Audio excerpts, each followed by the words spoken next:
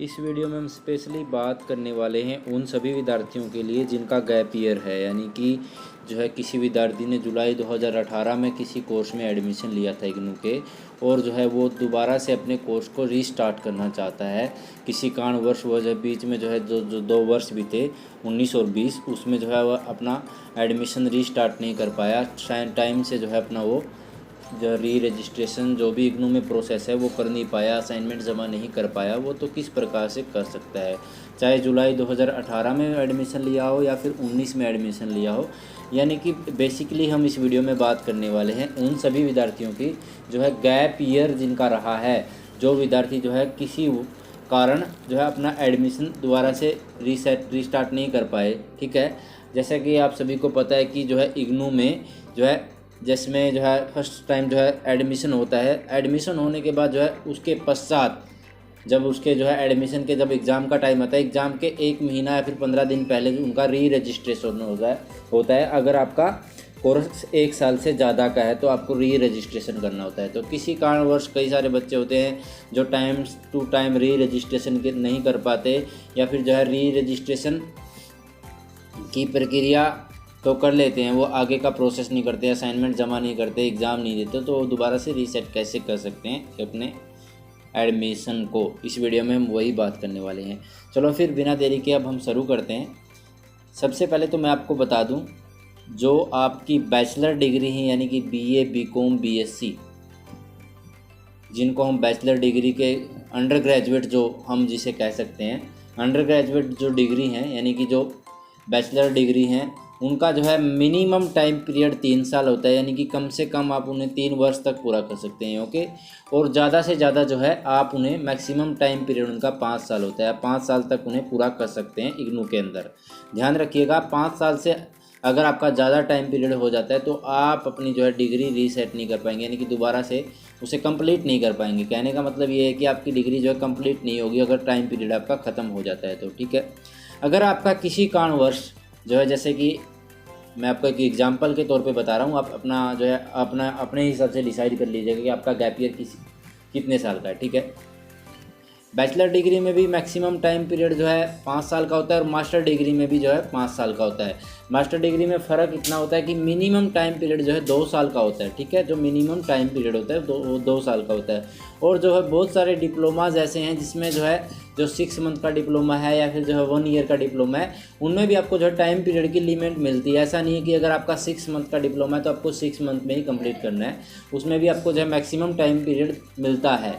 वो उसके अकॉर्डिंग आप जो है आपके स्टडी सेंटर पर पता कर सकते हैं, या फिर इस वीडियो के डिस्क्रिप्शन बॉक्स से आप हमारा टेलीग्राम चैनल भी ज्वाइन कर सकते हैं। वहाँ पर आपको जो है इस जो आपका कोर्स है, कोई भी कोर्स है इग्नू का, वहाँ पर आपको जानकारी मिलती रहती है। इग्नू के जो है हर कोर्स की जानकारी आपको मिलती रहती है। वहाँ पर भी आप जो है इस वीडियो के डिस्क्रिप्शन बॉक्स में दिए गए टेलीग्राम चैनल को भी आप ज्वाइन कर सकते हैं। ठीक है, तो मैं आपको बता रहा था मास्टर डिग्री का जो टाइम पीरियड है, मैक्सिमम टाइम पीरियड वो 5 साल का होता है, मिनिमम टाइम पीरियड जो 2 साल का होता है। ठीक है, आप 5 साल तक आपकी मास्टर डिग्री पूरा कर सकते हैं। ठीक है, अब हम जो है गैप ईयर का थोड़ा सा बात कर लेते हैं कि गैप ईयर को आप कैसे कवर कर सकते हैं। जैसे कि किसी विद्यार्थी ने जो है एग्जाम्पल के तौर पर बता रहा हूँ, आप अपने हिसाब से डिसाइड कर लीजिएगा ये सब।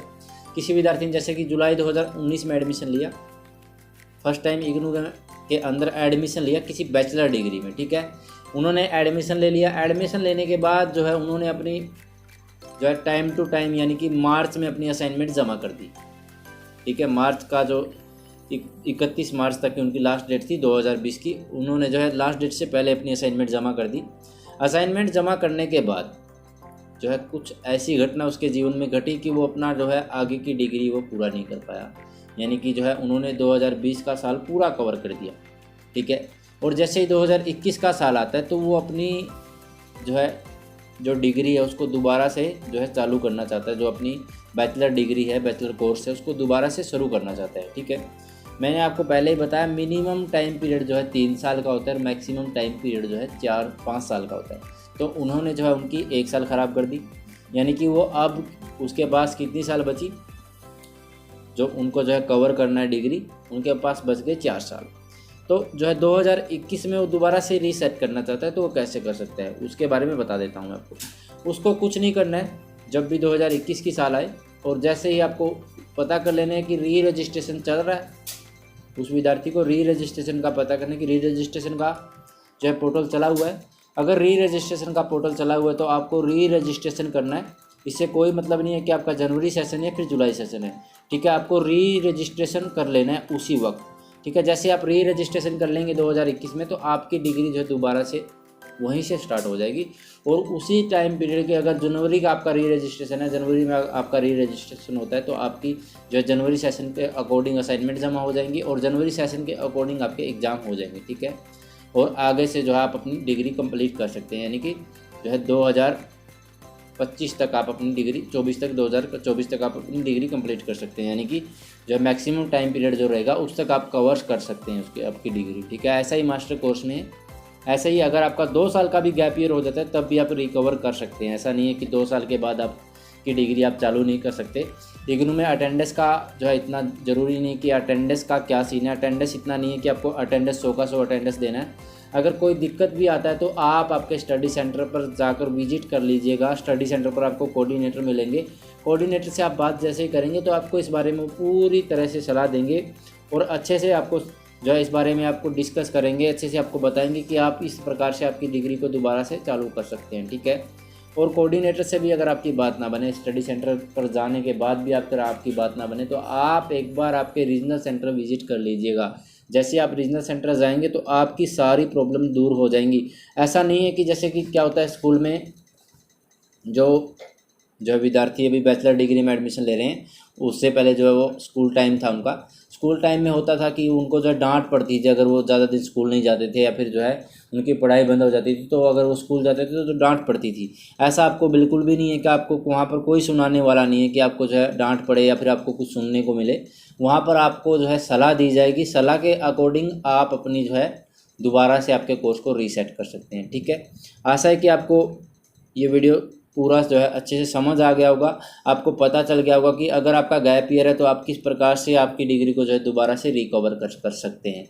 अगर आपको ये जानकारी अच्छी लगी है तो इस वीडियो को जो है लाइक कर सकते हैं आप और हमारे चैनल को सब्सक्राइब कर सकते हैं ताकि आपको इग्नू से जुड़ी हर जानकारी मिलती रहे। Thank you so much.